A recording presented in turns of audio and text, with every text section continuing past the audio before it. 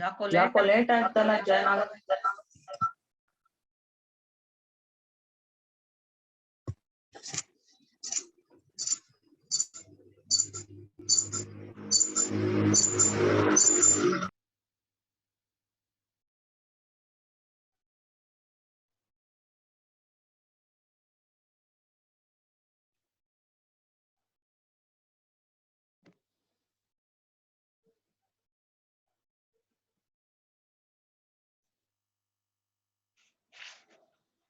ನೋಡಿ, ನಾವು last period ಅಲ್ಲಿ ಕೈಗಾರಿಕಾ ಸಹಕಾರಿ ಬ್ಯಾಂಕುಗಳ ಬಗ್ಗೆ ಅಧ್ಯಯನ ಮಾಡ್ತಾ ಇದ್ವಿ ಅಲ್ವಾ.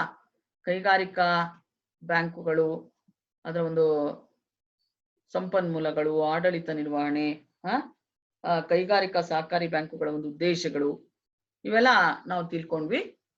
ನಂತರ ಹೇಳ್ಬೇಕಂತಂದ್ರೆ ಈ ಕೈಗಾರಿಕಾ ಸಹಕಾರಿ ಬ್ಯಾಂಕುಗಳ ಒಂದು ಸಮಸ್ಯೆಗಳು ಏನು ಅಂತ. ಈ ಕೈಗಾರಿಕಾ ಸಹಕಾರಿ ಬ್ಯಾಂಕುಗಳು ಇವು ಎದುರಿಸ್ತಾ ಇರುವಂತಹ ಒಂದು ಪ್ರಮುಖ ಸಮಸ್ಯೆಗಳೇನಪ್ಪಾ ಅಂತ ಹೇಳಿದ್ರೆ, ಈ ಬ್ಯಾಂಕುಗಳು ಬಹುತೇಕವಾಗಿ ಹೇಳ್ಬೇಕಂದ್ರೆ ವ್ಯಕ್ತಿಗತ ಸದಸ್ಯರ ಒಂದು ಪ್ರಾಬಲ್ಯಕ್ಕೆ ಒಳಗಾಗಿವೆ ಅಂತ. ವ್ಯಕ್ತಿಗತ ಸದಸ್ಯರ ಒಂದು ಪ್ರಾಬಲ್ಯಕ್ಕೆ ಒಳಗಾಗಿವೆ. ಎರಡನೇದಾಗಿ ಹೇಳ್ಬೇಕಂತ ಹೇಳಿದ್ರೆ ಅಂದ್ರೆ ಇಲ್ಲಿ ಹೇಳ್ಬೇಕಂತ ಹೇಳಿದ್ರೆ ಕೈಗಾರಿಕಾ ಸಹಕಾರಿ ಬ್ಯಾಂಕುಗಳಲ್ಲೂ ಕೂಡ ಈ ಸದಸ್ಯರ ಒಂದು ಪ್ರಾಬಲ್ಯ ಹೆಚ್ಚಾಗಿದೆ ಅಂತ. ಎರಡನೇದಾಗಿ ಹೇಳ್ಬೇಕಂದ್ರೆ ಈ ಬ್ಯಾಂಕುಗಳ ಒಂದು ಹಣಕಾಸಿನ ಚಟುವಟಿಕೆಗಳು ಮುಖ್ಯವಾಗಿ ವ್ಯಕ್ತಿಗಳಿಗೆ ಮಾತ್ರ ಮೀಸಲಾಗಿವೆ ಅಂತ. ಅಂದ್ರೆ ಈ ಬ್ಯಾಂಕುಗಳ ಒಂದು ಹಣಕಾಸಿನ ಒಂದು ಚಟುವಟಿಕೆಗಳು ಮುಖ್ಯವಾಗಿ ವ್ಯಕ್ತಿಗಳಿಗೆ ಮಾತ್ರ ಅವು ಮೀಸಲಾಗಿವೆ.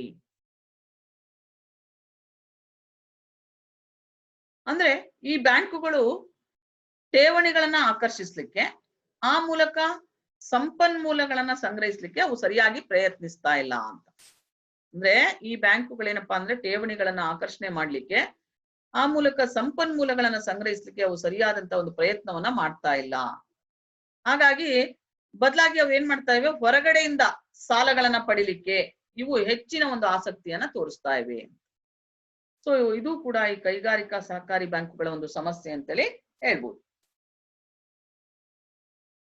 ಆಮೇಲೆ ನಂತರ ಹೇಳ್ಬೇಕಂದ್ರೆ ಈಗ ಈ ಕೈಗಾರಿಕಾ ಸಹಕಾರಿ ಬ್ಯಾಂಕುಗಳಲ್ಲಿ ಏನಾಗ್ತಾ ಇದೆ, ಸಾಲದ ಬಾಕಿ ಇದೆಯಲ್ಲ ಅದು ಬಹಳ ಬೃಹದಾಕಾರವಾಗಿ ಬೆಳೀತಾ ಇದೆ ಅಂತ. ಅಂದ್ರೆ ಸಾಲದ ಬಾಕಿ ಬ್ಯಾಂಕುಗಳಲ್ಲಿ ಏನಾಗ್ತಾ ಇದೆ, ಬೃಹದಾಕಾರವಾಗಿ ಬೆಳೀತಾ ಇದೆ. ಇದ್ರ ಪರಿಣಾಮವಾಗಿ ಇವು ಸಮರ್ಥವಾಗಿ ಕೆಲಸವನ್ನ ನಿರ್ವಹಿಸ್ಲಿಕ್ಕೆ ಸಾಧ್ಯ ಆಗ್ತಾ ಇಲ್ಲ ಅಂತ. ಯಾಕೆ? ಕೊಟ್ಟಂತಹ ಸಾಲಗಳನ್ನ ವಸೂಲಿ ಮಾಡ್ಲಿಕ್ಕಾಗದೆ, ಕೆಲಸವನ್ನ ನಿರ್ವಹಿಸ್ಲಿಕ್ಕೆ ಸಾಧ್ಯ ಆಗದೆ ಇವುಗಳು ಸಮಸ್ಯೆಗಳನ್ನ ಎದುರಿಸ್ತಾ ಇವೆ ಅಂತ.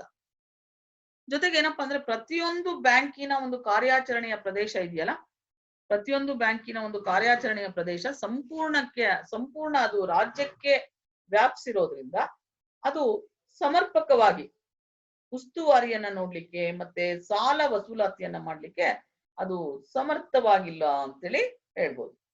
ಅಂದ್ರೆ ಪ್ರತಿಯೊಂದು ಬ್ಯಾಂಕಿನ ಒಂದು ಕಾರ್ಯಾಚರಣೆಯ ಪ್ರದೇಶ ಏನಾಗ್ತಾ ಇದೆ, ಸಂಪೂರ್ಣ ಅದು ರಾಜ್ಯಕ್ಕೆ ವ್ಯಾಪಿಸಿರೋದ್ರಿಂದ ಅದು ಸಮರ್ಪಕವಾಗಿ ಅದು ಉಸ್ತುವಾರಿಯನ್ನ ನೋಡ್ಲಿಕ್ಕೆ ಆಗ್ಲಿ ಅಥವಾ ಸಾಲ ವಸೂಲತಿಯನ್ನು ಮಾಡ್ಲಿಕ್ಕೆ ಅದು ಸಮರ್ಥವಾಗಿಲ್ಲ ಅನ್ನುವಂತಹ ಆರೋಪ ಇದೆ. ಸೊ ಹೀಗೆ ಇವೆಲ್ಲ ಒಂದು ಸಮಸ್ಯೆಗಳನ್ನ ಕೈಗಾರಿಕಾ ಸಹಕಾರಿ ಬ್ಯಾಂಕುಗಳು ಎದುರಿಸ್ತಾ ಇವೆ ಅಂತೇಳಿ ಹೇಳ್ಬೋದು. ನೋಡಿ ವಿದ್ಯಾರ್ಥಿಗಳೇ, ಇದುವರೆಗೂ ನಾವು ಸಹಕಾರಿ ಬ್ಯಾಂಕುಗಳು ಅದ್ರ ಬಗ್ಗೆ ನಾವು ಚರ್ಚೆಯನ್ನ ಮಾಡಿದ್ವಿ. ಕೃಷಿ ಪತ್ತಿನ ಸಹಕಾರಿ ಸಂಘಗಳು ಮತ್ತೆ ಮತ್ತೆ ಕೈಗಾರಿಕಾ ಸಹಕಾರಿ ಬ್ಯಾಂಕುಗಳು, ಸೊ ಇವುಗಳ ಬಗ್ಗೆ ಎಲ್ಲ ನಾವು ಡೀಟೇಲ್ ಆಗಿ ನಾವು ಚರ್ಚೆಯನ್ನ ಮಾಡಿದೀವಿ. ಈಗ ನಂತರ ಹೇಳ್ಬೇಕಂತಂದ್ರೆ ಅಂದ್ರೆ ಕೃಷಿ ಪತ್ತಿನ ಸಹಕಾರಿ ಬ್ಯಾಂಕುಗಳು ಮತ್ತೆ ಕೃಷಿಯೇತರ ಪತ್ತಿನ ಸಹಕಾರಿ ಬ್ಯಾಂಕುಗಳ ಬಗ್ಗೆ ತಿಳ್ಕೊಂಡ್ವಿ.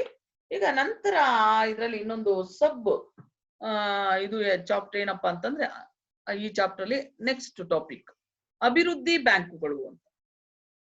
ಅಂದ್ರೆ ಇವುಗಳಿಗೆ ಅಭಿವೃದ್ಧಿ ಹಣಕಾಸಿನ ಸಂಸ್ಥೆಗಳು ಅಂತೇಳಿ ಕರಿತೇವೆ. ಡೆವಲಪ್ಮೆಂಟ್ ಫೈನಾನ್ಷಿಯಲ್ ಇನ್ಸ್ಟಿಟ್ಯೂಷನ್ಸ್ ಅಂತ. ಅಂದ್ರೆ ಅಭಿವೃದ್ಧಿ ಹಣಕಾಸಿನ ಸಂಸ್ಥೆಗಳು ಅಂದ್ರೆ ಇದರಲ್ಲಿ ಇವುಗಳಿಗೆ ಏನಂತ ಕರಿತೀವಿ ನಾವು, ಅಭಿವೃದ್ಧಿ ಬ್ಯಾಂಕುಗಳು ಅಂತೇಳಿ, ಡೆವಲಪ್ಮೆಂಟ್ ಬ್ಯಾಂಕ್ಸ್.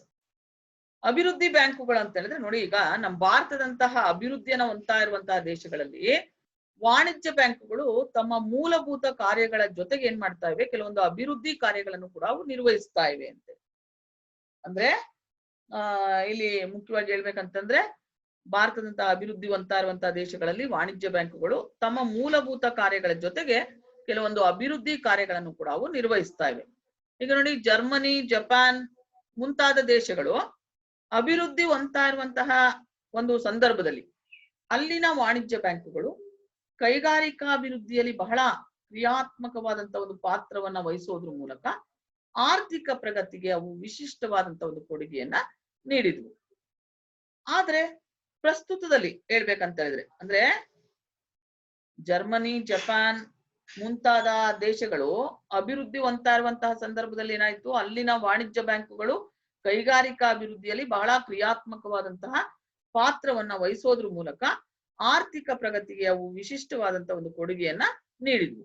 ಆದ್ರೆ ಪ್ರಸ್ತುತದಲ್ಲಿ ಅಭಿವೃದ್ಧಿ ಹೊಂದ್ತಾ ಇರುವಂತಹ ದೇಶಗಳು ಹಿಂದೆ ಅಭಿವೃದ್ಧಿ ಹೊಂದಿದ ದೇಶಗಳಿಗಿಂತ ಅವು ಹಲವಾರು ಅಡಚಣೆಗಳನ್ನ ಎದುರಿಸಬೇಕಾದಂತಹ ಒಂದು ವಾಸ್ತವ ಪರಿಸ್ಥಿತಿ ಇದೆ.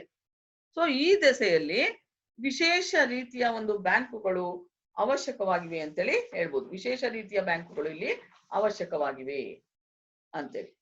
ಸೊ ಹಾಗಾದ್ರೆ ನೋಡೋಣ, ಅಭಿವೃದ್ಧಿ ಬ್ಯಾಂಕಿನ ಒಂದು ಸ್ವರೂಪ ಏನು ಅಂತೇಳಿ. ಅಭಿವೃದ್ಧಿ ಬ್ಯಾಂಕಿನ ಸ್ವರೂಪ ಅಂದ್ರೆ ನೇಚರ್ ಆಫ್ ಡೆವಲಪ್ಮೆಂಟ್ ಬ್ಯಾಂಕ್ಸ್ ಅಂತ. ನೇಚರ್ ಆಫ್ ಡೆವಲಪ್ಮೆಂಟ್ ಬ್ಯಾಂಕ್ಸ್ ನೋಡಿ, ಅದರ ಹೆಸರೇ ಸೂಚಿಸುವಂತೆ ಅಭಿವೃದ್ಧಿ ಬ್ಯಾಂಕು ಅನ್ನೋದು ಯಾವುದೇ ಒಂದು ಆರ್ಥಿಕ ಚಟುವಟಿಕೆ ಅಥವಾ ವಲಯದ ಒಂದು ಅಭಿವೃದ್ಧಿಯನ್ನ ಅದು ಗುರಿಯಾಗಿಟ್ಕೊಂಡು ಸಾಲ ಸೌಲಭ್ಯವನ್ನ ಒದಗಿಸುವಂತ ಒಂದು ಬ್ಯಾಂಕ್ ಆಗಿದೆ ಅಂತೇಳಿ ಹೇಳ್ಬೋದು. ಅಂದ್ರೆ ಅಭಿವೃದ್ಧಿ ಬ್ಯಾಂಕ್ ಅಂದ್ರೆ ಅದರ ಹೆಸರೇ ಸೂಚಿಸುವ ಹಾಗೆ, ಅಂದ್ರೆ ಇಲ್ಲಿ ಏನಾಗಿರುತ್ತೆ, ಯಾವುದೇ ಒಂದು ಆರ್ಥಿಕ ಚಟುವಟಿಕೆ ಅಥವಾ ವಲಯ ಅದರ ಒಂದು ಅಭಿವೃದ್ಧಿಯನ್ನ ಗುರಿಯಾಗಿಟ್ಕೊಂಡು ಸಾಲ ಸೌಲಭ್ಯವನ್ನ ಒದಗಿಸುವಂತ ಒಂದು ಬ್ಯಾಂಕು ಅಂತೇಳಿ ಹೇಳ್ಬೋದು.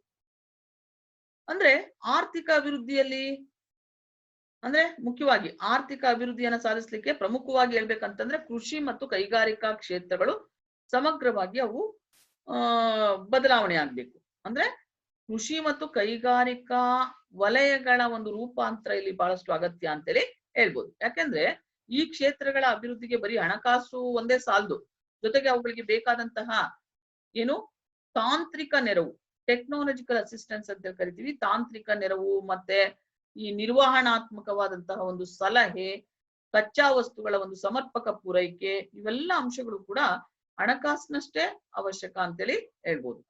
ಅಂದ್ರೆ ಇವೆಲ್ಲಾ ಕ್ಷೇತ್ರಗಳ ಅಭಿವೃದ್ಧಿ ಆಗ್ಬೇಕು ಅಂತಂದ್ರೆ ಬರೀ ಹಣಕಾಸು ಒಂದೇ ಅಲ್ಲ, ಅವುಗಳಿಗೆ ಬೇಕಾದಂತಹ ಒಂದು ತಾಂತ್ರಿಕ ನೆರವನ್ನ, ನಿರ್ವಹಣಾತ್ಮಕವಾದ ಸಲಹೆಯನ್ನ, ಕಚ್ಚಾ ವಸ್ತುಗಳ ಸಮರ್ಪಕವಾದಂತಹ ಪೂರೈಕೆ, ಇವೆಲ್ಲ ಅಂಶಗಳು ಕೂಡ ಇಲ್ಲಿ ಹಣಕಾಸಿನಷ್ಟೇ ಅವಶ್ಯಕ ಅಂತೇಳಿ ಹೇಳ್ಬೋದು. ಅಂದ್ರೆ ನಮ್ಮ ಭಾರತದಂತಹ ವಿಕಾಸಶೀಲ ದೇಶಗಳಲ್ಲಿ ವಾಣಿಜ್ಯ ಬ್ಯಾಂಕುಗಳು ಅಭಿವೃದ್ಧಿ ಕಾರ್ಯಗಳನ್ನ ಕೈಗೊಳ್ತಾ ಇದ್ರು ಕೂಡ ಕೈಗಾರಿಕೆ, ಕೃಷಿ ಮೊದಲಾದ ಚಟುವಟಿಕೆಗಳ ಒಂದು ಪ್ರಗತಿಗೆ ಅವು ತಮ್ಮನ್ನ ಸಂಪೂರ್ಣವಾಗಿ ಸಮರ್ಪಿಸಿಕೊಳ್ಳೋದಕ್ಕೆ ಸಾಧ್ಯ ಆಗ್ತಾ ಇಲ್ಲ. ಆದ್ರಿಂದ ಕೃಷಿ ಮತ್ತೆ ಕೈಗಾರಿಕಾ ಅಭಿವೃದ್ಧಿಗೆ ಹಣಕಾಸು ಮತ್ತಿತರ ನೆರವನ್ನ ನೀಡ್ಲಿಕ್ಕೆ ಅಂತೇಳಿ ಸ್ವತಂತ್ರ ಭಾರತದಲ್ಲಿ ಹಲವಾರು ಪ್ರತ್ಯೇಕ ಹಣಕಾಸಿನ ಸಂಸ್ಥೆಗಳನ್ನ ಸ್ಥಾಪನೆ ಮಾಡಲಾಗಿದೆ. ಅಂದ್ರೆ ನೋಡಿ, ಇಲ್ಲಿ ಭಾರತದಂತಹ ಅಭಿವೃದ್ಧಿ ಹೊಂದ್ತಾ ಇರುವಂತಹ ದೇಶಗಳಲ್ಲಿ ವಾಣಿಜ್ಯ ಬ್ಯಾಂಕುಗಳು ಅಭಿವೃದ್ಧಿ ಕಾರ್ಯಗಳನ್ನ ಕೈಗೊಳ್ತಾ ಇದ್ರು ಕೂಡ ಕೈಗಾರಿಕೆ, ಕೃಷಿ ಮೊದಲಾದಂತಹ ಒಂದು ಚಟುವಟಿಕೆಗಳ ಪ್ರಗತಿಗೆ ಅವು ತಮ್ಮನ್ನ ಸಂಪೂರ್ಣವಾಗಿ ಸಮರ್ಪಿಸ್ಕೊಳ್ಳೋದಕ್ಕೆ ಸಾಧ್ಯ ಆಗ್ತಾ ಇಲ್ಲ. ಆದ್ರಿಂದ ಕೃಷಿ ಮತ್ತೆ ಕೈಗಾರಿಕಾ ಅಭಿವೃದ್ಧಿಗೆ ಹಣಕಾಸು ಮತ್ತೆ ಇತರ ಒಂದು ನೆರವನ್ನ ನೀಡ್ಲಿಕ್ಕೋಸ್ಕರ ಸ್ವತಂತ್ರ ಭಾರತದಲ್ಲಿ ಹಲವಾರು ಪ್ರತ್ಯೇಕ ಹಣಕಾಸಿನ ಸಂಸ್ಥೆಗಳನ್ನ ಸ್ಥಾಪನೆ ಮಾಡಲಾಗಿದೆ. ಇವುಗಳನ್ನ ನಾವೇನಂತ ಕರಿತೀವಿ, ಅಭಿವೃದ್ಧಿ ಬ್ಯಾಂಕುಗಳು ಅಥವಾ ಅಭಿವೃದ್ಧಿ ಹಣಕಾಸಿನ ಸಂಸ್ಥೆಗಳು ಅಂತೇಳಿ ಕರಿತೇವೆ. ಯಾಕೆಂದ್ರೆ ಇವು ಬ್ಯಾಂಕೇತರ ಹಣಕಾಸಿನ ಸಂಸ್ಥೆಗಳ ಸ್ವರೂಪವನ್ನೇ ಇವುಗಳು ಕೂಡ ಹೊಂದಿವೆ. ಹಾಗಾಗಿ ಈ ಸಂಸ್ಥೆಗಳ ಒಂದು ನಿರ್ವಹಣೆ ಮತ್ತೆ ಆರ್ಥಿಕ ಅಭಿವೃದ್ಧಿಯಲ್ಲಿ ಇವುಗಳ ಒಂದು ಪಾತ್ರವನ್ನ ನಾವೇನಂತ ಕರಿತೀವಿ, ಅಭಿವೃದ್ಧಿ ಬ್ಯಾಂಕೋದ್ಯಮ, ಡೆವಲಪ್ಮೆಂಟ್ ಬ್ಯಾಂಕಿಂಗ್ ಅಂತೇಳಿ ಅದನ್ನ ನಾವು ಪರಿಗಣಿಸ್ತೇವೆ ಅಂತೇಳಿ ಹೇಳ್ಬೋದು. ಗೊತ್ತಾಯ್ತಲ್ಲ. ಸೊ ಇದು ಅಭಿವೃದ್ಧಿ ಬ್ಯಾಂಕಿನ ಒಂದು ಸ್ವರೂಪ ಏನಪ್ಪಾ ಅಂತ ಹೇಳಿದ್ರೆ. ನಂತರ ಈಗ ಅಭಿವೃದ್ಧಿ ಬ್ಯಾಂಕಿನ ಒಂದು ವಿಶಿಷ್ಟ ಲಕ್ಷಣಗಳು ಅಂತೇಳಿ. ಅಭಿವೃದ್ಧಿ ಬ್ಯಾಂಕಿನ ವಿಶಿಷ್ಟ ಲಕ್ಷಣಗಳು ಅಂದ್ರೆ distinctive futures of a development bank ಅಂತೇಳಿ. ಸೊ ಈಗ ಅಭಿವೃದ್ಧಿ ಬ್ಯಾಂಕಿನ ಒಂದು ಲಕ್ಷಣಗಳನ್ನ ನಾವು ಗಮನಿಸಿದ್ರೆ, ಮೊದಲನೇದಾಗಿ ಹೇಳ್ಬೇಕಂತಂದ್ರೆ ಅಭಿವೃದ್ಧಿ ಬ್ಯಾಂಕು ಅನ್ನೋದು ಸಾಂಪ್ರದಾಯಿಕ ಬ್ಯಾಂಕಿನಂತೆ ಠೇವಣಿಗಳನ್ನ ಸಂಗ್ರಹಿಸುವಂತಹ ಮತ್ತೆ ಸಾಲಗಳನ್ನ ಒದಗಿಸುವಂತ ಒಂದು ಕಾರ್ಯಗಳಿಗೆ ಅದು ತನ್ನನ್ನ ಸೀಮಿತಗೊಳಿಸ್ಕೊಂಡಿರೋದಿಲ್ಲ. ಅಂದ್ರೆ ಅಭಿವೃದ್ಧಿ ಬ್ಯಾಂಕು ಅಂದ್ರೆ ಬರೀ ಸಾಂಪ್ರದಾಯಿಕ ಬ್ಯಾಂಕ್ನಂತೆ ಬರೀ ಠೇವಣಿಗಳನ್ನ ಸಂಗ್ರಹಿಸೋದು ಮತ್ತೆ ಸಾಲಗಳನ್ನ ಒದಗಿಸುವಂತ ಒಂದು ಕಾರ್ಯಗಳನ್ನಷ್ಟೇ ಅದು ಮಾಡೋದಿಲ್ಲ ಅಂತ. ಎರಡನೇದಾಗಿ ಹೇಳ್ಬೇಕಂದ್ರೆ ಅಭಿವೃದ್ಧಿ ಬ್ಯಾಂಕು ಆರ್ಥಿಕ ವ್ಯವಸ್ಥೆಯ ಕೆಲವೊಂದು ನಿರ್ದಿಷ್ಟ ವಲಯಗಳನ್ನ ಅದು ತನ್ನ ಗುರಿಯನ್ನಾಗಿಟ್ಕೊಂಡಿರುತ್ತೆ. ಅಂದ್ರೆ ಅಭಿವೃದ್ಧಿ ಬ್ಯಾಂಕು ಅಂತ ಹೇಳಿದ್ರೆ ಆರ್ಥಿಕ ವ್ಯವಸ್ಥೆಯಲ್ಲಿ ಕೆಲವೊಂದು ನಿರ್ದಿಷ್ಟ ವಲಯಗಳನ್ನ ಅದು ತನ್ನ ಗುರಿಯನ್ನಾಗಿಟ್ಕೊಂಡಿರುತ್ತೆ. ಅಂದ್ರೆ ಇಲ್ಲಿ ಏನಪ್ಪಾ ಅಂದ್ರೆ ಹಿಂದುಳಿದ ವಲಯಗಳ ಮತ್ತೆ ಆರ್ಥಿಕ ಚಟುವಟಿಕೆಗಳ ಒಂದು ಪ್ರಗತಿನೇ ಅದರ ಒಂದು ಮುಖ್ಯ ಉದ್ದೇಶವಾಗಿರುತ್ತೆ ಅಂತೇಳಿ ಹೇಳ್ಬೋದು. ಅಂದ್ರೆ ಇಲ್ಲಿ ಹಿಂದುಳಿದ ವಲಯಗಳು ಮತ್ತೆ ಆರ್ಥಿಕ ಚಟುವಟಿಕೆಗಳ ಒಂದು ಪ್ರಗತಿಯನ್ನ ಅದು ಇಟ್ಕೊಂಡಿರುತ್ತೆ ಅಂತೇಳಿ ಹೇಳ್ಬೋದು. ಜೊತೆಗೆ ಏನಪ್ಪಾ ಅಂದ್ರೆ ಇಲ್ಲಿ ಅಭಿವೃದ್ಧಿ ಬ್ಯಾಂಕುಗಳು ಸಾಮಾನ್ಯವಾಗಿ ದೀರ್ಘಾವಧಿಯ ಸಾಲಗಳನ್ನ ಒದಗಿಸ್ತವೆ. ಅಭಿವೃದ್ಧಿ ಬ್ಯಾಂಕುಗಳು ಏನಪ್ಪಾ ಅಂತಂದ್ರೆ ಇಲ್ಲಿ ದೀರ್ಘಾವಧಿಯ ಒಂದು ಸಾಲಗಳನ್ನ ಒದಗಿಸ್ತವೆ. ಯಾಕೆ ಅಂತ ಹೇಳಿದ್ರೆ ದೀರ್ಘಾವಧಿಯಲ್ಲಿ ಮಾತ್ರ ಆಸ್ತಿಗಳನ್ನ ಮತ್ತೆ ಅಭಿವೃದ್ಧಿಗೆ ಭದ್ರವಾದಂತ ಒಂದು ತಳಪಾಯವನ್ನ ನಿರ್ಮಿಸ್ಲಿಕ್ಕೆ ಸಾಧ್ಯ ಅನ್ನುವಂತಹ ಹಿನ್ನೆಲೆಯಲ್ಲಿ ಇವು ಕೆಲಸವನ್ನ ನಿರ್ವಹಿಸ್ತವೆ ಅಂತೇಳಿ ಹೇಳ್ಬೋದು. ಅಂದ್ರೆ ಅಭಿವೃದ್ಧಿ ಬ್ಯಾಂಕುಗಳು ಸಾಮಾನ್ಯವಾಗಿ ದೀರ್ಘಾವಧಿಯ ಸಾಲಗಳನ್ನೇ ಅವು ಒದಗಿಸ್ತವೆ ಅಂತ. ನಂತರ ಹೇಳ್ಬೇಕಂದ್ರೆ ಅಭಿವೃದ್ಧಿ ಬ್ಯಾಂಕು ಹೂಡಿಕೆಯ ಬ್ಯಾಂಕ್ ಆಗಿ ಅದು ಕಾರ್ಯವನ್ನ ನಿರ್ವಹಿಸ್ತದೆ. ಅಭಿವೃದ್ಧಿ ಬ್ಯಾಂಕು ಹೂಡಿಕೆಯ ಬ್ಯಾಂಕ್ ಆಗಿ ಅದು ತನ್ನ ಕಾರ್ಯವನ್ನ ನಿರ್ವಹಿಸ್ತದೆ. ಅಂದ್ರೆ ಏನು, ಯಾವುದೇ ವಲಯಕ್ಕೆ ಅವು ಕೇವಲ ಸಾಲ ಸೌಲಭ್ಯಗಳನ್ನ ಒದಗಿಸೋದ್ರ ಬದಲು ಆ ಸಾಲಗಳು ಹೂಡಿಕೆಯಾಗಿ ವಿವಿಧ ರೀತಿಗಳಲ್ಲಿ ಆ ವಲಯ ಅಭಿವೃದ್ಧಿ ಆಗುವಂತೆ ಅವು ಕಾರ್ಯಕ್ರಮಗಳನ್ನ ಕೈಗೊಳ್ತವೆ ಅಂತೇಳಿ ಹೇಳ್ಬೋದು. ಅಂದ್ರೆ ಇಲ್ಲಿ ಅಭಿವೃದ್ಧಿ ಬ್ಯಾಂಕು ಏನಪ್ಪಾ ಅಂದ್ರೆ ಹೂಡಿಕೆಯ ಬ್ಯಾಂಕ್ ಆಗಿನೂ ಕೂಡ ಅದು ಕಾರ್ಯವನ್ನ ನಿರ್ವಹಿಸ್ತದೆ. ಅಂದ್ರೆ ಇಲ್ಲಿ ಏನಪ್ಪಾ ಅಂದ್ರೆ ಯಾವುದೇ ವಲಯಕ್ಕೆ ಅದು ಸಾಲ ಸೌಲಭ್ಯವನ್ನ ಒದಗಿಸೋದ್ರ ಬದಲು ಆ ಸಾಲಗಳು ಹೂಡಿಕೆಯಾಗಿ ವಿವಿಧ ರೀತಿಗಳಲ್ಲಿ ಆ ವಲಯ ಅಭಿವೃದ್ಧಿ ಆಗುವಂತೆ ಅದು ಕಾರ್ಯಕ್ರಮಗಳನ್ನ ಕೈಗೊಳ್ತದೆ ಅಂತೇಳಿ ಹೇಳ್ಬೋದು.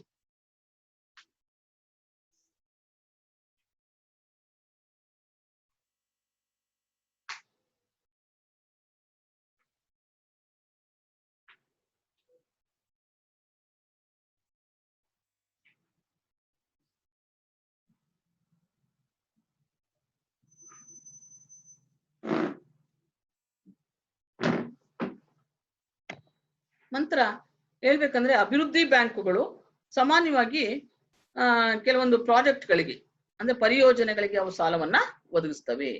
ಆ ಪರಿಯೋಜನೆಗಳೇನಪ್ಪಾ ಅಂದ್ರೆ ಮುಖ್ಯವಾಗಿ ಕೃಷಿ, ಕೈಗಾರಿಕೆ, ತೋಟಗಾರಿಕೆ ಮತ್ತೆ ಹೈನುಗಾರಿಕೆ, ನೀರಾವರಿ, ಗ್ರಾಮೀಣಾಭಿವೃದ್ಧಿ ಇವೆಲ್ಲ ಚಟುವಟಿಕೆಗಳಿಗೆ ಅವು ಸಂಬಂಧಿಸಿರ್ತವೆ ಅಂತೇಳಿ ಹೇಳ್ಬೋದು.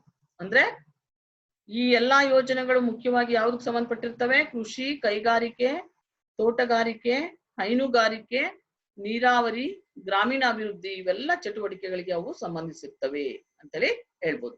ಸೊ ಹೀಗೆ ಅಭಿವೃದ್ಧಿ ಬ್ಯಾಂಕುಗಳೇನಪ್ಪಾ ಅಂದ್ರೆ ಹಣಕಾಸಿನ ಪೂರೈಕೆಯಲ್ಲಿ ಮಾತ್ರ ವಿಶಿಷ್ಟತೆಯನ್ನ ಸಾಧಿಸದೆ ತಾಂತ್ರಿಕ ನೆರವು, ನಿರ್ವಹಣಾತ್ಮಕ ಒಂದು ಸಲಹೆ, ಕಚ್ಚಾ ವಸ್ತುಗಳ ಪೂರೈಕೆ ಇವೆಲ್ಲವುಗಳ ಕಡೆಗೆ ಅವು ಗಮನವನ್ನ ಹರಿಸ್ತವೆ.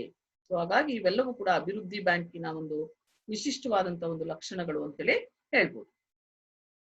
ನಂತರ ಈಗ ಗಂಡಾಂತರ ನಿರ್ವಹಣೆ ಅಂತೇಳಿ ರಿಸ್ಕ್ ಮ್ಯಾನೇಜ್ಮೆಂಟ್. ಗಂಡಾಂತರ ನಿರ್ವಹಣೆ ಅಂದ್ರೆ ಏನಪ್ಪಾ ಅಂದ್ರೆ ಇಲ್ಲಿ ಬ್ಯಾಂಕುಗಳಂತಹ ಹಣಕಾಸಿನ ಸಂಸ್ಥೆಗಳಲ್ಲಿ ಗಂಡಾಂತರ ಯಾವಾಗ್ಲೂ ಇದ್ದೇ ಇರ್ತದೆ. ಅಂದ್ರೆ ಬ್ಯಾಂಕುಗಳಂತಹ ಹಣಕಾಸಿನ ಸಂಸ್ಥೆಗಳಲ್ಲಿ ಏನಪ್ಪಾ ಅಂದ್ರೆ ರಿಸ್ಕ್ ಯಾವಾಗ್ಲೂ ಇದ್ದೇ ಇರ್ತದೆ. ಅಂದ್ರೆ ನೀಡಲಾಗಿರುವಂತಹ ಸಾಲಗಳು ಸಕಾಲದಲ್ಲಿ ಮತ್ತೆ ಪೂರ್ಣವಾಗಿ ವಸೂಲಾಗದೇ ಇದ್ರೆ ಬ್ಯಾಂಕು ಆಪತ್ತಿಗೆ ಸಿಲುಕ್ತದೆ.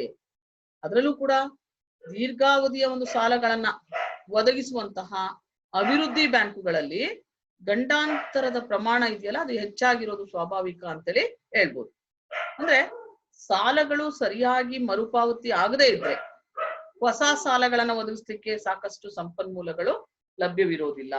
ಅಂದ್ರೆ ಗಂಡಾಂತರ ನಿರ್ವಹಣೆ ಅಂದ್ರೆ ಏನಪ್ಪಾ ಅಂತ ಹೇಳಿದ್ರೆ ಇಲ್ಲಿ ಬ್ಯಾಂಕುಗಳಂತಹ ಹಣಕಾಸಿನ ಸಂಸ್ಥೆಗಳಲ್ಲಿ ರಿಸ್ಕ್ ಅನ್ನೋದು ಯಾವಾಗ್ಲೂ ಇದ್ದೇ ಇರ್ತದೆ.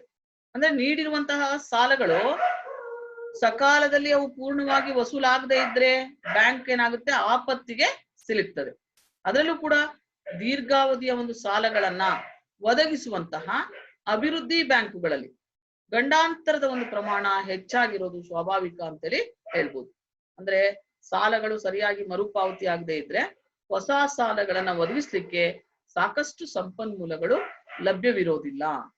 ಹಾಗಾಗಿ 1977ರ ಒಂದು ಮಧ್ಯಭಾಗದಲ್ಲಿ ಸಂಭವಿಸಿದಂತಹ ಏಷ್ಯಾದ ಹಣಕಾಸಿನ ಬಿಕ್ಕಟ್ಟು ಮತ್ತೆ 2008ರಲ್ಲಿ ಜಾಗತಿಕ ಒಂದು ಆರ್ಥಿಕ ಹಿನ್ನಡೆ ಏನಾಯ್ತಲ್ಲ, ಅದು ಗಂಡಾಂತರ ನಿರ್ವಹಣೆಗೆ ಅಪಾರವಾದಂತ ಒಂದು ಪ್ರಾಮುಖ್ಯತೆ ನೀಡುವಂತೆ ಮಾಡಿದೆ ಅಂತೇಳಿ ಹೇಳ್ಬೋದು.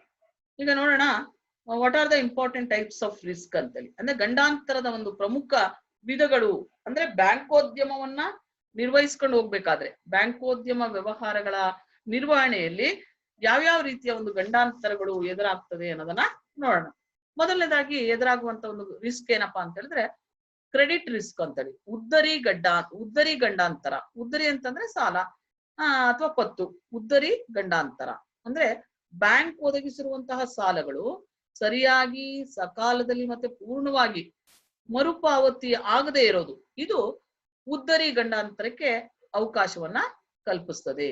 ಯಾಕಂದ್ರೆ ಈಗ ನೋಡಿ, ಸಾಲಗಳು ಮರುಪಾವತಿ ಆಗದೆ ಇದ್ರೆ ಅದರ ವಸೂಲಿ ಮಾಡ್ಲಿಕ್ಕೆ ಬ್ಯಾಂಕು ಕೆಲವೊಂದು ನಿಷ್ಠುರವಾದಂತಹ ಕಠಿಣವಾದಂತಹ ಒಂದು ಕ್ರಮಗಳನ್ನ ಕೈಗೊಳ್ಬೇಕಾಗ್ತದೆ. ಜೊತೆಗೆ ವಸೂಲಾತಿಯ ಒಂದು ವಿಚಾರವನ್ನ ಎರಡೂ ಕಕ್ಷಿಗಳು ಕೆಲವು ಸರಿ ಏನಾಗ್ತದೆ, ನ್ಯಾಯಾಲಯಕ್ಕೆ ಕೊಂಡೊಯ್ಯುವಂತಹ ಒಂದು ಸಂದರ್ಭಗಳು ಕೂಡ ಇರ್ತದೆ. ಸೊ ಹಾಗಾಗಿ ಈ ಬ್ಯಾಂಕುಗಳು ಸಮಾನವಾಗಿ ಈ ರೀತಿಯ ಒಂದು ಉದ್ದರಿ ಗಂಡಾಂತರವನ್ನ ಎದುರಿಸಬೇಕಾಗ್ತದೆ ಅಂತ. ಯಾಕಂದ್ರೆ ಸರಿಯಾಗಿ ಸಾಲಗಳು ಮರುಪಾವತಿ ಆಗದೆ ಇದ್ರೆ, ಸಕಾಲದಲ್ಲಿ ಪಾವತಿ ಆಗದಿದ್ರೆ ಇದೆಲ್ಲ ಉದ್ದರಿ ಗಂಡಾಂತರಕ್ಕೆ ಇದು ಅವಕಾಶವನ್ನ ಮಾಡಿಕೊಡ್ತದೆ ಅಂತ. ಎರಡನೇದಾಗಿ ಹೇಳ್ಬೇಕಂತಂದ್ರೆ ಫೈನಾನ್ಷಿಯಲ್ ರಿಸ್ಕ್ ಅಂತೇಳಿ, ಹಣಕಾಸಿನ ಗಂಡಾಂತರ. ಹಣಕಾಸಿನ ಗಂಡಾಂತರ ಅಂದ್ರೆ ಇಲ್ಲಿ ನೀಡಲಾದಂತಹ ಸಾಲಗಳು ಸರಿಯಾಗಿ ವಸೂಲಾಗದೆ ಇದ್ರೆ, ನೀಡಿರುವಂತಹ ಸಾಲಗಳು ಸರಿಯಾಗಿ ವಸೂಲಾಗದೆ ಇದ್ರೆ ಏನಾಗುತ್ತೆ, ಬ್ಯಾಂಕಿನ ಲಾಭದಾಯಕತೆಗೆ ಇದು ಅಡಚಣೆಯನ್ನ ಉಂಟು ಮಾಡ್ತದೆ. ನೀಡಿರುವಂತಹ ಸಾಲಗಳು ಸರಿಯಾಗಿ ವಸೂಲಾಗದೆ ಇದ್ದಾಗ ಏನಾಗುತ್ತೆ, ಬ್ಯಾಂಕಿನ ಲಾಭದಾಯಕತೆಗೆ ಇದು ಅಡಚಣೆಯನ್ನ ಉಂಟು ಮಾಡ್ತದೆ. ಯಾಕಂದ್ರೆ ಕೆಲವು ಸಾರಿ ಅದು ಅನೇಕ ವರ್ಷಗಳ ಕಾಲ ನಷ್ಟದಲ್ಲಿಯೇ ಮುಂದುವರಿಯುವಂತಹ ಒಂದು ಪರಿಸ್ಥಿತಿ ಅಲ್ಲಿ ಉದ್ಭವ ಆಗ್ಬೋದು. ಅಂದ್ರೆ ಅನೇಕ ವರ್ಷಗಳ ಕಾಲ ನಷ್ಟದಲ್ಲೇನೆ ಮುಂದುವರಿಯುವಂತಹ ಒಂದು ಪರಿಸ್ಥಿತಿ ಇಲ್ಲಿ ಉದ್ಭವ ಆಗ್ಬೋದು. ನೋಡಿ, ಕೆಲವು ಸಂದರ್ಭಗಳಲ್ಲಿ ಏನಾಗ್ತದೆ, ಸಂಪನ್ಮೂಲಗಳನ್ನ ಅನಗತ್ಯವಾದಂತಹ ಉದ್ದೇಶಗಳಿಗೆ ಅಂದ್ರೆ ಅನುತ್ಪಾದಕ ಚಟುವಟಿಕೆಗಳಿಗೆ ಸಾಲವನ್ನು ನೀಡಲಿಕ್ಕೆ ಉಪಯೋಗಿಸಬಹುದು. ಹೀಗೆ ಸಂಪನ್ಮೂಲಗಳು ದಿಕ್ಸೂಚಿಯಿಂದಲೂ ಕೂಡ ಬ್ಯಾಂಕಿಗೆ ಏನಾಗ್ತದೆ, ಗಂಡಾಂತರಗಳು ಸಂಭವಿಸ್ತವೆ ಅಂತೇಳಿ ಹೇಳ್ಬೋದು. ಸೊ ಹೀಗೆ ನೀಡಿದಂತಹ ಸಾಲಗಳು ಸರಿಯಾಗಿ ವಸೂಲಾಗದೆ ಇದ್ರೆ ಬ್ಯಾಂಕಿನ ಒಂದು ಲಾಭದಾಯಕತೆಗೆ ಇದು ಅಡಚಣೆ ಉಂಟಾಗ್ತದೆ. ಸೊ ಅದು ಅನೇಕ ವರ್ಷಗಳ ಕಾಲ ಈ ರೀತಿಯಾಗಿ ನಷ್ಟದಲ್ಲೇ ಮುಂದುವರಿಯುವಂತಹ ಒಂದು ಪರಿಸ್ಥಿತಿ ಅದಕ್ಕೆ ಉಂಟಾಗ್ತದೆ. ಅದರಲ್ಲೂ ಕೂಡ ಕೆಲವೊಂದು ಸಂದರ್ಭಗಳಲ್ಲಿ ಸಂಪನ್ಮೂಲಗಳನ್ನೇನಾದ್ರೂ ಅನಗತ್ಯ ಉದ್ದೇಶಗಳಿಗೆ ಅಥವಾ ಅನುತ್ಪಾದಕ ಚಟುವಟಿಕೆಗಳಿಗೆ ಸಾಲ ನೀಡಲಿಕ್ಕೆ ಉಪಯೋಗಿಸ್ಬೋದು. ಸೊ ಆಗ್ಲೂ ಕೂಡ ಏನಾಗುತ್ತೆ, ಬ್ಯಾಂಕಿಗೆ ಗಂಡಾಂತರಗಳು ಸಂಭವಿಸ್ತವೆ ಅಂತೇಳಿ ಹೇಳ್ಬೋದು. ನೋಡಿ, ಕೆಲವೊಂದು ಸಂದರ್ಭಗಳಲ್ಲಿ ಬ್ಯಾಂಕು ಸಣ್ಣ ಪ್ರಮಾಣದ ಲಾಭಗಳನ್ನ ಗಳಿಸಿ ಅದು ಸಬಲತೆಯನ್ನ ಅಂದ್ರೆ ಪ್ರಸಕ್ತ ಸಬಲತೆಯನ್ನು ಕೂಡ ಅದು ಸಾಧಿಸಬಹುದು. ಆದ್ರೆ ಸಾಲಗಳು ವಸೂಲಾಗದೆ ನಿರಂತರ ನಷ್ಟ ಸಂಭವಿಸಿದ್ರೆ ಮಾತ್ರ ಏನಾಗ್ತದೆ, ಇದರಿಂದ ದೀರ್ಘಾವಧಿಯ ಒಂದು ಸಬಲತೆ ಸಾಧನೆ ಆಗೋದಿಲ್ಲ ಅಂತೇಳಿ ಹೇಳ್ಬೋದು. ಸೊ ಈ ರೀತಿಯಾದಂತಹ ಒಂದು ಹಣಕಾಸಿನ ಒಂದು ಗಂಡಾಂತರದಲ್ಲಿ ಇದು ಕೂಡ ಒಂದು ವಿಧ ಅಂತೇಳಿ ಹೇಳ್ಬೋದು. ನಂತರ ಇನ್ನೊಂದು ಏನಪ್ಪಾ ಅಂತಂದ್ರೆ ನಿರ್ವಹಣಾ ಗಂಡಾಂತರ ಅಂತ ಅಂದ್ರೆ ಮ್ಯಾನೇಜೀರಿಯಲ್ ರಿಸ್ಕ್ ಅಂತೇಳಿ. ಏನಪ್ಪಾ ಅಂತ ಹೇಳಿದ್ರೆ, ಈಗ ನೋಡಿ, ಮ್ಯಾನೇಜರಿಯಲ್ ರಿಸ್ಕ್ ಅಂತ ಹೇಳಿದ್ರೆ ಈಗ ಪ್ರತಿನಿತ್ಯ ಆಡಳಿತವನ್ನ ನಿರ್ವಹಿಸ್ಕೊಂಡು ಹೋಗ್ಬೇಕಾದ್ರೆ ಅನೇಕ ಒಂದು ಗಂಡಾಂತರಗಳು ಅಲ್ಲಿ ಎದುರಾಗ್ತವೆ. ಬ್ಯಾಂಕ್ ನಲ್ಲಿ ಏನಪ್ಪಾ ಅಂದ್ರೆ ಆಧುನೀಕರಣದ ಒಂದು ಕೊರತೆ, ಮತ್ತೆ ಸಿಬ್ಬಂದಿಗಳಿಗೆ ಏನಾದ್ರೂ ಪ್ರೊಫೆಷನಲಿಸಂ ವೃತ್ತಿಪರತೆ ಇಲ್ಲದೆ ಇರೋದು, ಜೊತೆಗೆ ಹಳೆಯ ಸಾಲಗಳ ವಸೂಲಾತಿಗೋಸ್ಕರನೇ ಈಗ ಅಗಾಧ ಮೊತ್ತದಲ್ಲಿ ಅದು ಖರ್ಚನ್ನ ಕೈಗೊಳ್ಬೇಕಾಗ್ತದೆ. ಜೊತೆಗೆ ಟೆಕ್ನಾಲಜಿಕಲ್ ಅಪ್ಗ್ರೇಡೇಷನ್ ಅಂದ್ರೆ ತಂತ್ರಜ್ಞಾನವನ್ನ ಉನ್ನತೀಕರಿಸ್ಲಿಕ್ಕೆ, ಉನ್ನತ ದರ್ಜೆಗೇರಿಸ್ಲಿಕ್ಕೆ ಪಡಬೇಕಾಗಿರುವಂತಹ ಒಂದು ಪ್ರಯತ್ನಗಳು, ಇವೆಲ್ಲ ಇಂಥ ಸಮಸ್ಯೆಗಳು ಅಂತೇಳಿ ಹೇಳ್ಬೋದು. ಅಂದ್ರೆ ಬ್ಯಾಂಕ್ ನಲ್ಲಿ ಅಂದ್ರೆ ಏನಪ್ಪಾ ಅಂದ್ರೆ ಪ್ರತಿನಿತ್ಯ ಆಡಳಿತದ ಒಂದು ನಿರ್ವಹಣೆಯಲ್ಲಿ ಇವೆಲ್ಲ ರಿಸ್ಕ್ಗಳು ಅದು ಫೇಸ್ ಮಾಡ್ಬೇಕಾಗುತ್ತೆ. ಅಂದ್ರೆ ಆಧುನೀಕರಣದ ಒಂದು ಕೊರತೆ, ಸಿಬ್ಬಂದಿಗೆ ವೃತ್ತಿಪರತೆ ಇಲ್ಲದೆ ಇರೋದು, ಹಳೆಯ ಸಾಲಗಳ ಒಂದು ಮರುಪಾವತಿಯನ್ನ ವಸೂಲಾತಿ ಮಾಡ್ಬೇಕಾದ್ರೆ ಅಗಾಧವಾದಂತಹ ಒಂದು ಖರ್ಚನ್ನ ಮಾಡ್ಬೇಕಾಗುತ್ತೆ. ಮತ್ತೆ ತಂತ್ರಜ್ಞಾನದ ಮಟ್ಟವನ್ನ ಹೆಚ್ಚಿಸ್ಬೇಕಾದ್ರೆ ಅದಕ್ಕೆ ಬಹಳಷ್ಟು ಪ್ರಯತ್ನಗಳನ್ನ ಪಡ್ಬೇಕಾಗುತ್ತೆ. ಸೊ ಇವೆಲ್ಲ ನಿರ್ವಹಣಾ ಒಂದು ಗಂಡಾಂತರಗಳ ಒಂದು ವಿಧ, ನಿರ್ವಹಣಾ ಗಂಡಾಂತರ ಅಂತೇಳಿ ಹೇಳ್ಬೋದು. ನಂತರ ಈಗ ಕಾರ್ಯಾಚರಣೆಯ ಗಂಡಾಂತರ ಅಂತೇಳಿ ಏನ್ ಹೇಳಿ, ಕಾರ್ಯಾಚರಣೆಯ ಗಂಡಾಂತರ ಏನಾಗಂದ್ರೆ ಅಂತ ಹೇಳಿದ್ರೆ ಇದು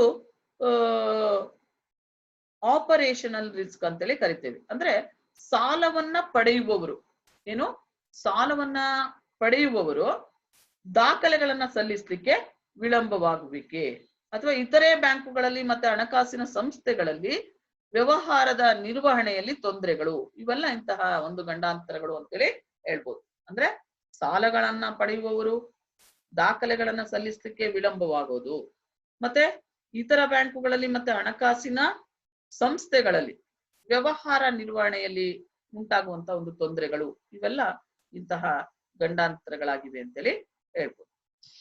ನಂತರ ಈಗ ಅನುಷಂಗಿಕ ಗಂಡಾಂತರ ಅಂತೇಳಿ, ಅಂದ್ರೆ ಕಂಟಿಂಜೆನ್ಸಿ ರಿಸ್ಕ್ ಅಂತೇಳಿ. ಅನುಷಂಗಿಕ ಗಂಡಾಂತರ ಅಂತ ಹೇಳಿದ್ರೆ ಬ್ಯಾಂಕುಗಳು ಹಲವಾರು ಅನುಷಂಗಿಕವಾದಂತಹ ಆಕಸ್ಮಿಕ ಗಂಡಾಂತರಗಳನ್ನ ನಾವು ಎದುರಿಸಬೇಕಾಗ್ತದೆ. ಅಂದ್ರೆ ಏನಪ್ಪಾ ಅಂದ್ರೆ ಈಗ ನೋಡಿ, ಗುಂಪಿನ ಅಥವಾ ಬೇರೆ ಕಂಪನಿಯ ಪರವಾಗಿ ಅವು ನೀಡಲಾಗಿರುವಂತಹ ಒಂದು ಗ್ಯಾರಂಟಿ, ಖಾತರಿ ಅಂತೇಳಿ. ಅಂದ್ರೆ ಬ್ಯಾಂಕುಗಳು ಹಲವಾರು ಅನುಷಂಗಿಕ ಆಕಸ್ಮಿಕ ಗಂಡಾಂತರಗಳನ್ನ ಎದುರಿಸಬೇಕಾಗ್ತದೆ. ಅಂದ್ರೆ ಇಲ್ಲಿ ಏನಪ್ಪಾ ಅಂದ್ರೆ ಗುಂಪಿನ ಅಥವಾ ಬೇರೆ ಕಂಪನಿಯ ಪರವಾಗಿ ನೀಡಲಾಗಿರುವಂತಹ ಒಂದು ಖಾತ್ರಿ, ಮತ್ತೆ ಸಾಲಗಾರರು ನೀಡಿರುವಂತಹ ದಾಖಲಾತಿಗಳಲ್ಲಿ ವಿವಾದಗಳಿರೋದು, ಆಮೇಲೆ ಗುಂಪು ಕಂಪನಿಗಳಲ್ಲಿ ಹಣವನ್ನ ಹೂಡಿಕೆ ಮಾಡೋದು, ವಿದೇಶಿ ವಿನಿಮಯದ ಒಂದು ಸಮಸ್ಯೆ, ಇವೆಲ್ಲವೂ ಕೂಡ ಇಂತಹ ಗಂಡಾಂತರಕ್ಕೆ ಉದಾಹರಣೆಗಳು ಅಂತೇಳಿ ಹೇಳ್ಬೋದು. ಇವೆಲ್ಲವೂ ಕೂಡ ಗಂಡಾಂತರದ ಪ್ರಮುಖ ವಿಧಗಳು ಅಂತೇಳಿ ಹೇಳ್ಬೋದು. ಈಗ ನಂತರ ಗಂಡಾಂತರ ನಿರ್ವಹಣೆಯ ವಿಧಾನಗಳು. ಗಂಡಾಂತರ ನಿರ್ವಹಣೆಯ ವಿಧಾನಗಳು ಅಂತ ಹೇಳಿದ್ರೆ ಮೆಥಡ್ಸ್ ಆಫ್ ರಿಸ್ಕ್ ಮ್ಯಾನೇಜ್ಮೆಂಟ್. ಅಂದ್ರೆ ನೋಡಿ, ಬ್ಯಾಂಕುಗಳಲ್ಲಿ ಗಂಡಾಂತರ ನಿರ್ವಹಣೆ ಇದೆಯಲ್ಲ, ಇದು ಚಾಕಚಕ್ಯತೆ, ಕೌಶಲ್ಯ, ಅನುಭವದ ಒಂದು ಆಧಾರದಲ್ಲಿ ರೂಪಿಸಲಾದಂತಹ ಒಂದು ನೀತಿಗಳನ್ನ ಇದು ಕೋರ್ತದೆ. ಅಂದ್ರೆ ಬ್ಯಾಂಕುಗಳಲ್ಲಿ ಗಂಡಾಂತರ ನಿರ್ವಹಣೆ ಇದೆಯಲ್ಲ, ಇದು ಚಾಕಚಕ್ಯತೆಯನ್ನ, ಕೌಶಲ್ಯವನ್ನ, ಅನುಭವದ ಆಧಾರದಲ್ಲಿ ರೂಪಿಸಿದಂತಹ ಒಂದು ನೀತಿಗಳನ್ನ ಇದು ಕೋರ್ತದೆ. ಇಂತಹ ಕೆಲವೊಂದು ವಿಧಾನಗಳನ್ನ ನಾವು ವಿವರಿಸಬಹುದು. ಏನಪ್ಪಾ ಅಂತಂದ್ರೆ ಆ ವಿಧಾನಗಳು, ಮೊದಲನೇದಾಗಿ ಉದ್ದರಿ ಗಂಡಾಂತರ ನಿರ್ವಹಣೆಯ ಸಮರ್ಪಕ ಕಾರ್ಯನೀತಿಗಳು ಅಂತ. ಉದ್ದರಿ ಗಂಡಾಂತರ ನಿರ್ವಹಣೆಯ ಸಮರ್ಪಕ ಕಾರ್ಯನೀತಿಗಳು ಅಂದ್ರೆ proper policies of credit risk management ಅಂತ. Proper policies of credit risk management ಅಂದ್ರೆ ನೋಡಿ, ಬ್ಯಾಂಕುಗಳಲ್ಲಿ ಉದ್ದರಿ ನೀಡಿಕೆ ಮತ್ತೆ ಸಾಲ ವಸೂಲಾತಿಯನ್ನ ಸಮರ್ಪಕವಾಗಿ ನಿರ್ವಹಿಸಬೇಕು. ಮುಖ್ಯವಾಗಿ ಹೇಳ್ಬೇಕಂದ್ರೆ ಬ್ಯಾಂಕುಗಳಲ್ಲಿ ಉದ್ದರಿ ನೀಡಿಕೆ ಮತ್ತೆ ಸಾಲ ವಸೂಲಾತಿಯನ್ನ ಸಮರ್ಪಕವಾಗಿ ನಿರ್ವಹಿಸಬೇಕು. ಅಂದ್ರೆ ಲಾಭದಾಯಕವಾದಂತಹ ಮತ್ತೆ ಹೆಚ್ಚು ಉತ್ಪಾದಕವಾಗಿರುವಂತಹ ಸಾಲಗಳನ್ನ ನೀಡಲಿಕ್ಕೆ ಆದ್ಯತೆಯನ್ನ ನೀಡಬೇಕಾಗ್ತದೆ. ಸಾಲ ಉತ್ಪಾದಕವಾಗಿದ್ದಷ್ಟು ಏನಾಗುತ್ತೆ, ಅದರ ಮರುಪಾವತಿ ಅಥವಾ ವಸೂಲಾತಿ ಸುಲಭವಾಗ್ತದೆ. ಇದರಿಂದಾಗಿ ಏನಾಗ್ತದೆ, ಬ್ಯಾಂಕಿಗೆ ಗಂಡಾಂತರ ನಿವಾರಣೆ ಆಗ್ತದೆ ಮತ್ತೆ ಅಥವಾ ಕಡಿಮೆ ಆಗ್ತದೆ ಅಂತೇಳಿ ಹೇಳ್ಬೋದು. ಅಂದ್ರೆ ಉದ್ದರಿ ಗಂಡಾಂತರ ನಿರ್ವಹಣೆಯ ಒಂದು ಸಮರ್ಪಕ ಕಾರ್ಯನೀತಿಗಳು ಅಂತ ಹೇಳಿದ್ರೆ ಬ್ಯಾಂಕುಗಳಲ್ಲಿ ಉದ್ದರಿ ನೀಡಿಕೆ ಮತ್ತೆ ಸಾಲ ವಸೂಲಾತಿಯನ್ನ ಸಮರ್ಪಕವಾಗಿ ನಿರ್ವಹಿಸಬೇಕು. ಅಂದ್ರೆ ಲಾಭದಾಯಕವಾದಂತಹ ಮತ್ತೆ ಹೆಚ್ಚು ಉತ್ಪಾದಕವಾಗಿರುವಂತಹ ಸಾಲಗಳನ್ನ ನೀಡಲಿಕ್ಕೆ ಆದ್ಯತೆಯನ್ನ ನೀಡಬೇಕಾಗ್ತದೆ. ಅಂದ್ರೆ ಸಾಲ ಉತ್ಪಾದಕವಾಗಿದ್ದಷ್ಟು ಏನಾಗ್ತದೆ, ಅದರ ಮರುಪಾವತಿ ಅಥವಾ ವಸೂಲಾತಿ ಏನಾಗ್ತದೆ, ಸುಲಭವಾಗ್ತದೆ. ಸೊ ಇದರಿಂದಾಗಿ ಬ್ಯಾಂಕಿಗೆ ಗಂಡಾಂತರ ನಿವಾರಣೆ ಆಗ್ತದೆ ಅಥವಾ ಕಡಿಮೆ ಆಗ್ತದೆ ಅಂತೇಳಿ ಹೇಳ್ಬೋದು. ಎರಡನೇದಾಗಿ ನೋಡಿ, ಇದ್ರಲ್ಲೇನೆ ಕೆಲವು ಸಾಲಗಳಲ್ಲಿ ನಷ್ಟ ಸಂಭವಿಸ್ತಾ ಇದ್ರೂ ಕೂಡ ಲಾಭದಾಯಕವಾದಂತಹ ಅಥವಾ ಉತ್ಪಾದಕವಾದಂತಹ ಒಂದು ಸಾಲಗಳ ಪ್ರಮಾಣ ಹೆಚ್ಚಾಗಿದ್ದಾಗ ನಷ್ಟದಿಂದ ಉಂಟಾಗುವಂತಹ ಒಂದು ಆಘಾತವನ್ನ ಸಹಿಸ್ಕೊಳ್ಳೋದಕ್ಕೆ ಸಾಧ್ಯ ಆಗ್ತದೆ. ಅಂದ್ರೆ ಕೆಲವು ಸಾಲಗಳಲ್ಲಿ ನಷ್ಟ ಸಂಭವಿಸ್ತಾ ಇದ್ರೂ ಕೂಡ ಲಾಭದಾಯಕವಾದಂತಹ ಮತ್ತೆ ಉತ್ಪಾದಕವಾದಂತಹ ಒಂದು ಸಾಲಗಳ ಪ್ರಮಾಣ ಅದು ಹೆಚ್ಚಾಗಿದ್ರೆ ಮಾತ್ರ ಏನಾಗುತ್ತೆ, ಆ ನಷ್ಟದಿಂದ ಉಂಟಾಗುವಂತಹ ಒಂದು ಆಘಾತವನ್ನ ಸಹಿಸ್ಕೊಳ್ಳೋದಕ್ಕೆ ಸಾಧ್ಯ ಆಗ್ತದೆ.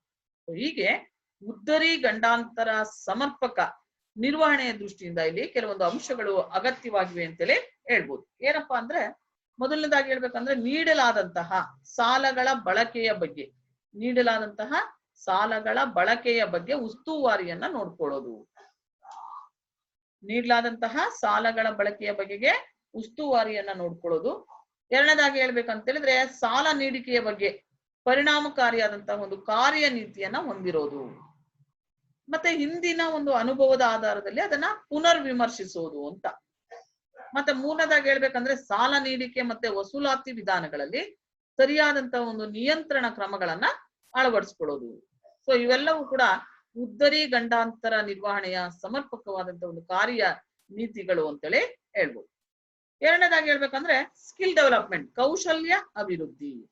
ಅಂದ್ರೆ ಬ್ಯಾಂಕಿನ ಒಂದು ಸಿಬ್ಬಂದಿ ಅದು ಪರಿಸ್ಥಿತಿಗೆ ಮತ್ತೆ ಅವಶ್ಯಕತೆಗೆ ತಕ್ಕಂತೆ ತಮ್ಮ ಕುಶಲತೆಯನ್ನ ಅದು ಅಭಿವೃದ್ಧಿ ಪಡಿಸ್ಕೊಳ್ಬೇಕು. ಅಂದ್ರೆ ಬ್ಯಾಂಕಿನ ಸಿಬ್ಬಂದಿಯಲ್ಲಿ ಪರಿಸ್ಥಿತಿಗೆ ಮತ್ತೆ ಅವಶ್ಯಕತೆಗೆ ತಕ್ಕಂತೆ ಅದು ತನ್ನ ಕುಶಲತೆಯನ್ನ ಅಭಿವೃದ್ಧಿ ಪಡಿಸ್ಕೊಳ್ಬೇಕು. ಅಂದ್ರೆ ತಂತ್ರಜ್ಞಾನದ ಒಂದು ಅಭಿವೃದ್ಧಿಯ ಹಾಗೂ ಸ್ಪರ್ಧಾತ್ಮಕ ಯುಗಕ್ಕೆ ಸೂಕ್ತವಾದಂತಹ ರೀತಿಯಲ್ಲಿ ಅಲ್ಲಿ ಕೌಶಲ್ಯದ ಒಂದು ಅಭಿವೃದ್ಧಿ ಆಗ್ಬೇಕು. ಅಂದ್ರೆ ಯಾಕಂದ್ರೆ ಗಂಡಾಂತರಗಳನ್ನ ನಿರ್ವಹಿಸ್ಕೊಂಡು ಹೋಗ್ಬೇಕಾದ್ರೆ ಇವೆಲ್ಲ ಒಂದು ವಿಧಾನಗಳನ್ನ ಅಳವಡಿಸ್ಕೊಳ್ಬೇಕಾಗ್ತದೆ ಅಂತೇಳಿ ಹೇಳ್ಬೋದು. ಎರಡನೇದಾಗಿ ಏನಂದ್ರೆ ಕೌಶಲ್ಯ ಅಭಿವೃದ್ಧಿ. ಅಂದ್ರೆ ಒಟ್ಟಿನಲ್ಲಿ ಬ್ಯಾಂಕಿನ ಸಿಬ್ಬಂದಿ ಪರಿಸ್ಥಿತಿಗೆ ಮತ್ತು ಅವಶ್ಯಕತೆಗಳಿಗೆ ತಕ್ಕಂತೆ ತನ್ನ ಸ್ಕಿಲ್ ಅನ್ನ, ಕುಶಲತೆಯನ್ನ ಅದು ಅಭಿವೃದ್ಧಿ ಪಡಿಸ್ಕೊಳ್ಬೇಕು. ಯಾಕಂದ್ರೆ ಈಗ ತಂತ್ರಜ್ಞಾನದ ಒಂದು ಯುಗ, ತಂತ್ರಜ್ಞಾನದ ಒಂದು ಅಭಿವೃದ್ಧಿ ಮತ್ತೆ ಸ್ಪರ್ಧಾತ್ಮಕವಾದಂತಹ ಒಂದು ಯುಗಕ್ಕೆ ಸೂಕ್ತವಾದಂತಹ ಒಂದು ರೀತಿಯಲ್ಲಿ ಅದು ಕೌಶಲ್ಯದ ಒಂದು ಅಭಿವೃದ್ಧಿ ಆಗ್ಬೇಕು ಅಂತೇಳಿ ಹೇಳ್ಬೋದು. ಮೂರನೇದಾಗಿ ತರಬೇತಿ, ಅಂದ್ರೆ ಟ್ರೈನಿಂಗ್. ತರಬೇತಿ ಅಂತ ಹೇಳಿದ್ರೆ ಈಗ ವಿವಿಧ ದೇಶಗಳಲ್ಲಿ ಅಳವಡಿಸ್ಕೊಳ್ತಾ ಇರುವಂತಹ ಹೊಸ ಆರ್ಥಿಕ ನೀತಿ ಮತ್ತೆ ಪ್ರಪಂಚದಾದ್ಯಂತ ಹಣಕಾಸಿನ ಒಂದು ಗಂಡಾಂತರದ ಹಿನ್ನೆಲೆಯಲ್ಲಿ ಬ್ಯಾಂಕಿನ ಸಿಬ್ಬಂದಿಗೆ ಸಾಂಪ್ರದಾಯಿಕವಾದಂತಹ ಆಂತರಿಕ ಮತ್ತೆ ಬಾಹ್ಯ ಒಂದು ತರಬೇತಿಗಳನ್ನ, ಆಂತರಿಕ ಮತ್ತೆ ಬಾಹ್ಯ ತರಬೇತಿಗಳನ್ನ ನೀಡೋದ್ರ ಮೂಲಕ ಅವರನ್ನ ಪರಿಣಾಮಕಾರಿಯಾದಂತಹ ಉದ್ದರಿ ನಿರ್ವಹಣೆಗೆ ಸಜ್ಜುಗೊಳಿಸೋದು ಇಲ್ಲಿ ಅವಶ್ಯಕವಾಗಿರ್ತದೆ ಅಂತೇಳಿ ಹೇಳ್ಬೋದು. ಅಂದ್ರೆ ಇಲ್ಲಿ ಏನಪ್ಪಾ ಅಂದ್ರೆ, ಮುಖ್ಯವಾಗಿ ವಿವಿಧ ದೇಶಗಳಲ್ಲಿ ಅಳವಡಿಸ್ಕೊಳ್ತಾ ಇರುವಂತಹ ಹೊಸ ಆರ್ಥಿಕ ನೀತಿ ಮತ್ತೆ ಪ್ರಪಂಚದಾದ್ಯಂತ ಹಣಕಾಸಿನ ಒಂದು ಗಂಡಾಂತರದ ಒಂದು ಹಿನ್ನೆಲೆಯಲ್ಲಿ ಬ್ಯಾಂಕಿನ ಸಿಬ್ಬಂದಿಗಳಿಗೆ ಏನ್ ಮಾಡ್ಬೇಕಾಗ್ತದೆ, ಸಾಂಪ್ರದಾಯಿಕವಾದಂತಹ ಆಂತರಿಕ ಮತ್ತೆ ಬಾಹ್ಯ ತರಬೇತಿಗಳನ್ನ ಅವರಿಗೆ ನೀಡೋದ್ರ ಮೂಲಕ ಅವರನ್ನ ಏನ್ ಮಾಡ್ಬೇಕು, ಪರಿಣಾಮಕಾರಿಯಾದಂತಹ ಉದ್ದರಿ ನಿರ್ವಹಣೆಗೆ, ಸಾಲದ ಒಂದು ನಿರ್ವಹಣೆಗೆ ಅವರನ್ನ ಸಜ್ಜುಗೊಳಿಸೋದು ಇಲ್ಲಿ ಬಹಳಷ್ಟು ಅವಶ್ಯಕವಾಗಿರ್ತದೆ ಅಂತೇಳಿ ಹೇಳ್ಬೋದು. ನಂತರ ಹೇಳ್ಬೇಕಂದ್ರೆ ಆರ್ಥಿಕ ವಿಚಕ್ಷಣೆ ಅಂತೇಳಿ, ಅಂದ್ರೆ ಎಕನಾಮಿಕ್ ಇಂಟೆಲಿಜೆನ್ಸ್. ಆರ್ಥಿಕ ವಿಚಕ್ಷಣೆ ಅಂತ ಹೇಳಿದ್ರೆ ನೋಡಿ, ಆರ್ಥಿಕ ಮತ್ತೆ ಹಣ ಸಂಬಂಧಿ ವಿಚಾರಗಳಲ್ಲಿ ಇತ್ತೀಚಿನ ಒಂದು ಬೆಳವಣಿಗೆಗಳು ಜೊತೆಗೆ ಸಾಲಗಾರರ ಒಂದು ವಿಶ್ವಾಸಾರ್ಹತೆ, ಅವರ ಒಂದು ಮರುಪಾವತಿಯ ಸಾಮರ್ಥ್ಯ, ಸೊ ಇತರ ಹಣಕಾಸಿನ ಸಂಸ್ಥೆಗಳು ಅನುಸರಿಸ್ತಾ ಇರುವಂತಹ ಕಾರ್ಯನೀತಿಗಳು, ಅಂದ್ರೆ ಇತರ ಹಣಕಾಸಿನ ಸಂಸ್ಥೆಗಳು ಅನುಸರಿಸ್ತಾ ಇರುವಂತಹ ಕಾರ್ಯನೀತಿಗಳು, ಇವೆಲ್ಲವುಗಳ ಬಗ್ಗೆ ಬ್ಯಾಂಕು ವಿಚಕ್ಷಣೆ ಮಾಹಿತಿಯನ್ನ ಪಡಿತಾ ಇರ್ಬೇಕು. ಸೊ ಇದಕ್ಕೋಸ್ಕರ ಅದು ಸೂಕ್ತವಾದಂತಹ ಒಂದು ವ್ಯವಸ್ಥೆಯನ್ನ ಅಭಿವೃದ್ಧಿ ಪಡಿಸ್ಕೊಳ್ಬೇಕು.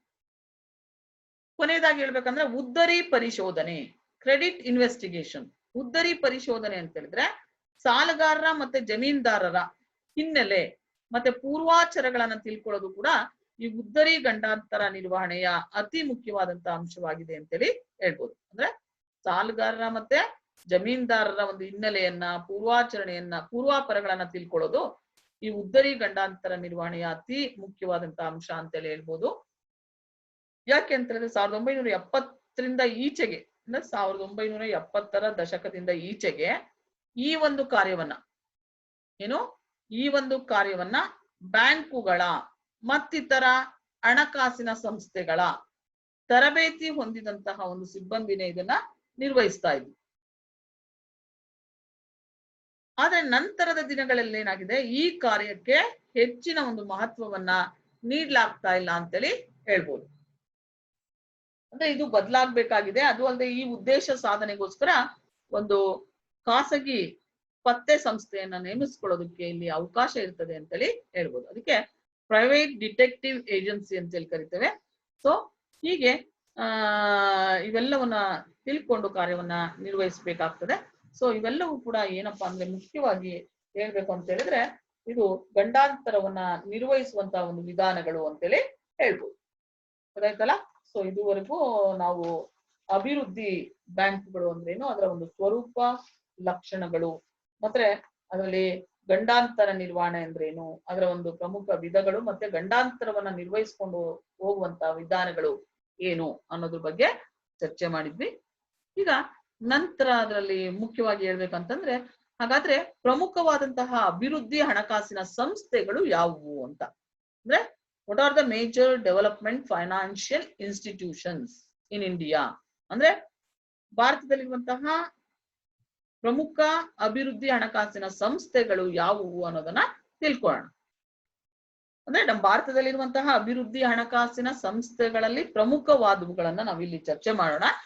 ಅದರಲ್ಲಿ ಮೊದಲನೇದಾಗಿ ಹೇಳ್ಬೇಕಂದ್ರೆ ಭಾರತದ ಕೈಗಾರಿಕಾ ಅಭಿವೃದ್ಧಿ ಬ್ಯಾಂಕು ಅಂತ, ಅಂದ್ರೆ industrial development bank of India, IDBI, industrial development bank of India, ಭಾರತದ ಕೈಗಾರಿಕಾ ಅಭಿವೃದ್ಧಿ ಬ್ಯಾಂಕ್. ನೋಡಿ, ನಮ್ಮ ಭಾರತದ ಕೈಗಾರಿಕಾ ಅಭಿವೃದ್ಧಿ ಬ್ಯಾಂಕ್ ಅನ್ನ ಫಸ್ಟ್ 1964 ಅಂದ್ರೆ ಜುಲೈ 1 1964 ಸ್ಥಾಪನೆ ಮಾಡಲಾಯಿತು. ಅಂದ್ರೆ ಭಾರತದ ಕೈಗಾರಿಕಾ ಅಭಿವೃದ್ಧಿ ಬ್ಯಾಂಕ್ ಅನ್ನ ಜುಲೈ 1 1964 ಇದನ್ನ ಸ್ಥಾಪನೆ ಮಾಡಲಾಯಿತು. ಮೊದಲು ಇದು ರಿಸರ್ವ್ ಬ್ಯಾಂಕಿನ ಒಂದು ಸಹಾಯಕ ಸಂಸ್ಥೆಯಾಗಿ ಅದು ಅಸ್ತಿತ್ವಕ್ಕೆ ಬಂತು. ಅಂದ್ರೆ ಏನು, ಇದು ಮೊದಲು ಭಾರತದ ರಿಸರ್ವ್ ಬ್ಯಾಂಕಿನ ಸಹಾಯಕ ಸಂಸ್ಥೆಯಾಗಿ ಇದು ಅಸ್ತಿತ್ವಕ್ಕೆ ಬಂತು. ಇದನ್ನ ಫೆಬ್ರವರಿ 3 1976 ಈ ಬ್ಯಾಂಕ್ ಅನ್ನ ಭಾರತ ಸರ್ಕಾರ ತನ್ನ ಸ್ವಾಧೀನಕ್ಕೆ ತೆಗೆದುಕೊಳ್ತು. ಯಾವಾಗ? ಫೆಬ್ರವರಿ 3 1976 ಈ ಬ್ಯಾಂಕ್ ಅನ್ನ ಭಾರತ ಸರ್ಕಾರ ಏನ್ ಮಾಡ್ತು, ತನ್ನ ಸ್ವಾಧೀನಕ್ಕೆ ತೆಗೆದುಕೊಳ್ತು. ಸೊ ಇದರ ಅಧಿಕೃತ ಬಂಡವಾಳ ಎಷ್ಟಿತ್ತಪ್ಪ ಅಂದ್ರೆ 50 ಕೋಟಿ ರೂಪಾಯಿಗಳಷ್ಟಿದ್ದು. ಇದರ ಅಧಿಕೃತ ಬಂಡವಾಳ ಎಷ್ಟು? 50 ಕೋಟಿ ರೂಪಾಯಿಗಳಷ್ಟಿದ್ದು. ಪಾವತಿಯಾದ ಬಂಡವಾಳ 30 ಕೋಟಿ ರೂಪಾಯಿಗಳಷ್ಟಿದೆ ಅಂತೇಳಿ ಹೇಳ್ಬೋದು.